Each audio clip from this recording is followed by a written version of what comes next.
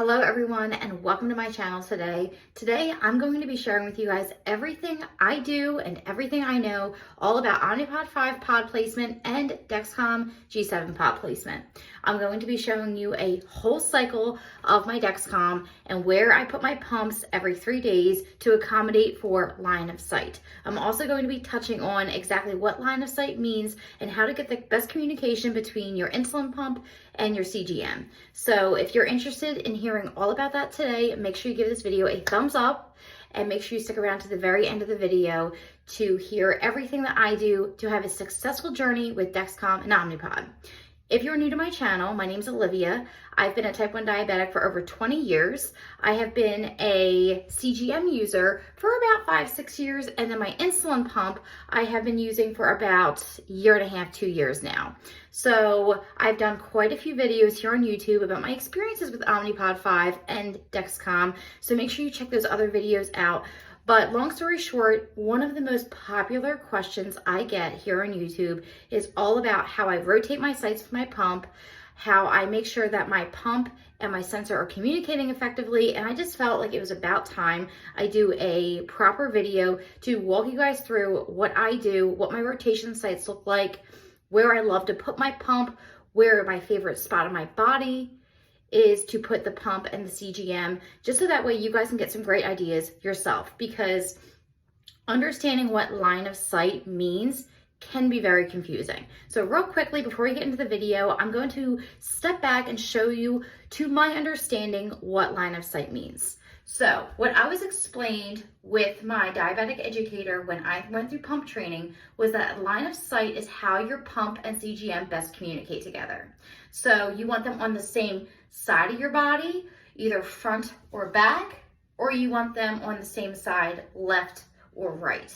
So that is the best way. I will show you 3 different places that I put my pump in accordance with where I have my CGM today on my left arm. So you will see me walk through all 10 days with my pump and where I put them to best communicate with my CGM right here. I'll also share with you guys where my favorite pod placement is, so that way you guys can give it a try. Just keep in mind before we get started with this video that I am not a doctor, I'm not a nurse, and I actually am not a medical professional at all. I am just a person with type 1 diabetes. And in my opinion, those are the videos I like to watch most because I know they're authentic and they're real. So I'm just sharing with you guys through my lens, through my experience of what I felt through my experience with Omnipod 5 and Dexcom. So once again, let's get going and you will see everything, hopefully, that you need to know. If you do have any comments, questions, concerns, feel free to leave it in a comment box below. I do my best to answer everyone's comments and questions, so just know that I'm there for you guys. So enjoy.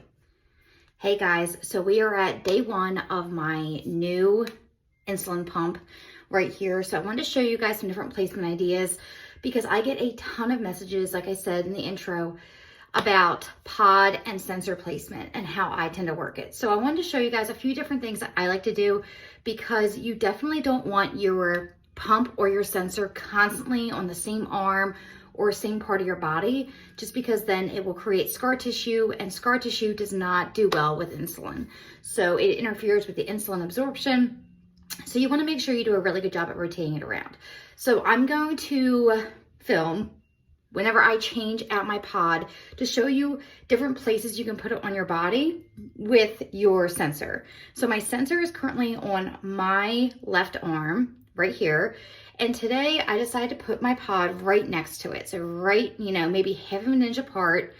I love wearing my pod on my legs and my arms. My abdomen is typically not my favorite area, but right here is one place you can definitely put it. They communicate great. I've never had an issue when they're this close with communicating. I know it's one of the most common things with the pod and the sensor is confusion about the line of sight. So you want your pod and sensor to obviously communicate with one another. So you have to make sure that they're close enough or can hear what the other one has to say.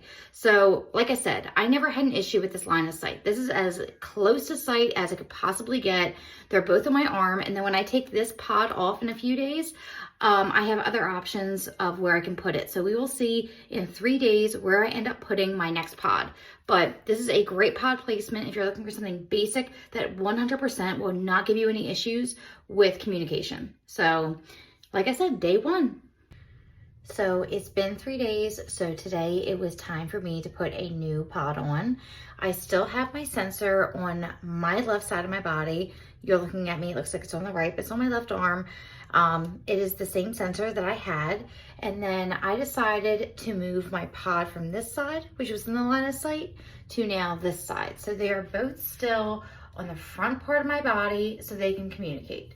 So as a backstory, I did put this on a few hours ago. I've had 0 issues with communicating with my sensor. So having it on the front side of your body definitely creates a safe line of sight.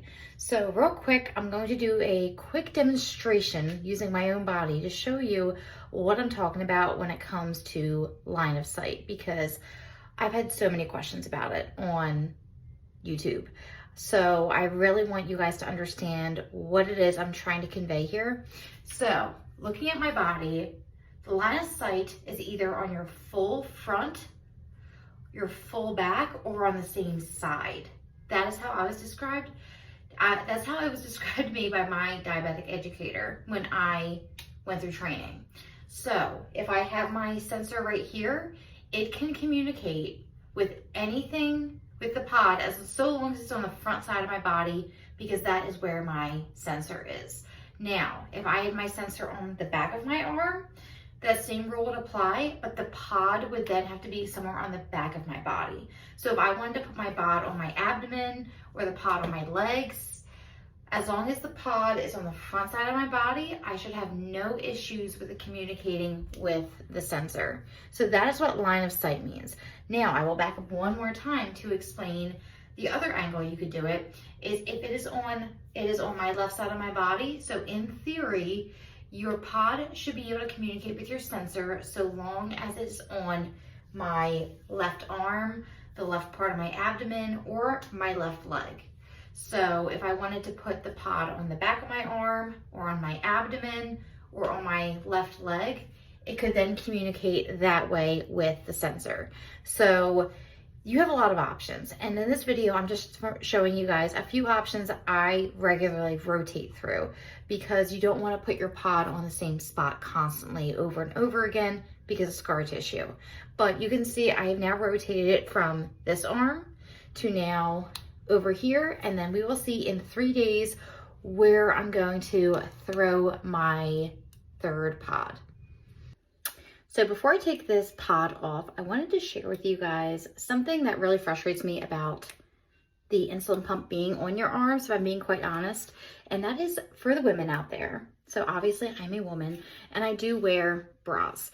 If you're a woman who wears a bra, putting on and off clothing is really hard with the pump being on your arm. So if you're going to do your pod placement with your pump on your arm, just keep that in mind, because I have ripped off quite a few pods from either taking on or off clothing. So that's just food for thought, something to think about.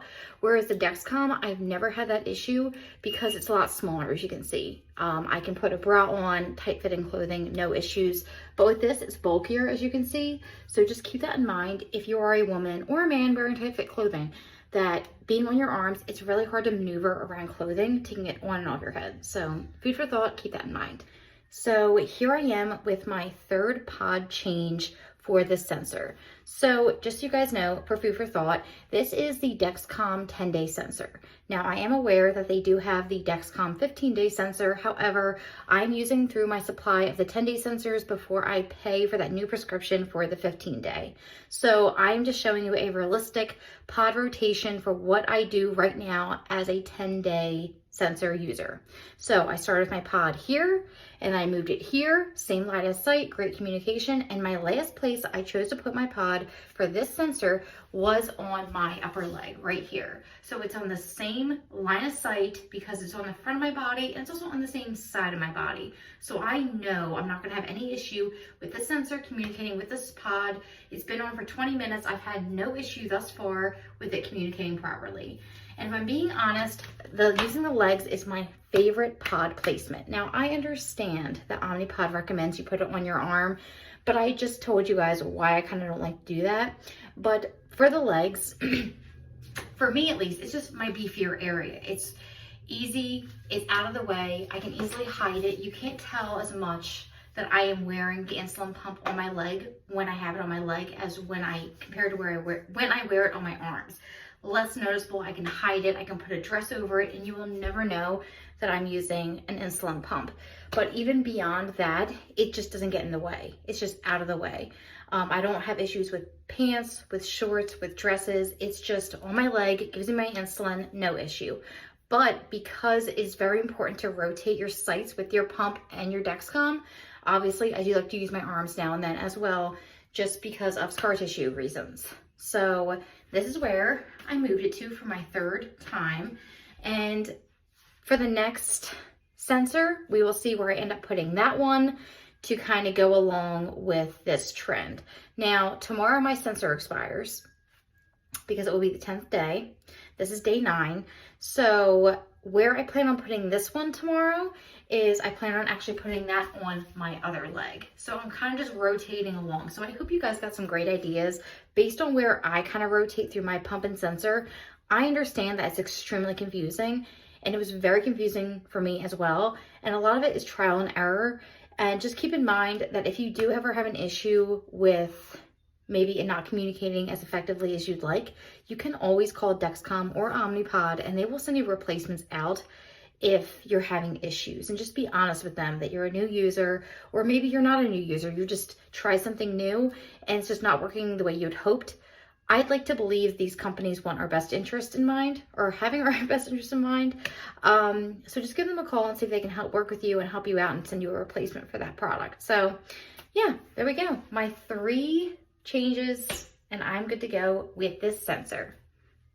So I truly hope that this video gave you guys everything you have been asking me and everything you have been looking for when it comes to line of sight and how to best get your pump and your CGM to communicate with one another. If you guys have any questions, like I said in the beginning, make sure you leave them in the comments below. Give this video a big thumbs up. And if there's any more content you guys are looking for when it comes to Omnipod 5 or Dexcom, anything that you guys are having trouble with, let me know, because I would be more than happy to make a video about it. I do a ton of research on these brands and I do a ton of trials with myself. I have certainly put on the pods and sensors where they have not communicated at all. So I've learned through trial and error. So I'm just doing my best to post here on YouTube to help you guys out.